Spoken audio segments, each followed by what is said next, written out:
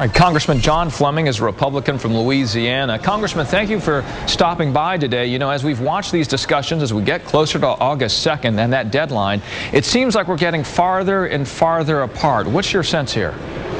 Yes, Richard, we had conference today, Republican conference, where we talked about this issue. We were brought up to date by our conference leadership, and basically I could sum it up by saying that so far we've gone around the world but not moved an inch. Now, not even an inch. Now, amongst this discussion, there is the White House saying there's an agreement on about $1.5 trillion in cuts. Republicans taking a hard line at the moment on taxes, as you very well know. Democrats are pushing back on deep cuts in entitlements. So as we move forward, as we're not moving even that inch you're talking about, what is going to break this stalemate? Well, you know, we have to examine, Richard, how we got to this situation, and quite honestly, it's because of the out-of-control spending. Even President Bush spent too much, but even his deficits were only 25% of what they are under President Obama. And then you add the stimulus and all the other spending, Obamacare. And to be honest with you, we're actually staring down the gun of tax increases now. The Bush tax cuts, which have been in effect for 10 years, will expire in a year and a half. And then Obamacare will add another $600 billion in tax increases when that's implemented.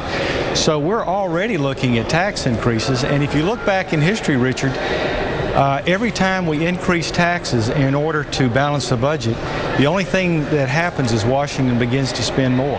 So, Congressman, how do we get those two together, those two sides? What would you compromise on? We passed an excellent budget, the Paul Ryan 2012 budget, which actually begins the reform of Medicare, brings it back into sustainability. Remember, Medicare will be insolvent in 12 years, and that's if you count the funny money that goes with Obamacare that I don't believe really exists. And Paul Ryan's budget would make Medicare sustainable for everyone who is currently retired or 10 years away. And those who are younger would have an excellent program similar to us in Congress.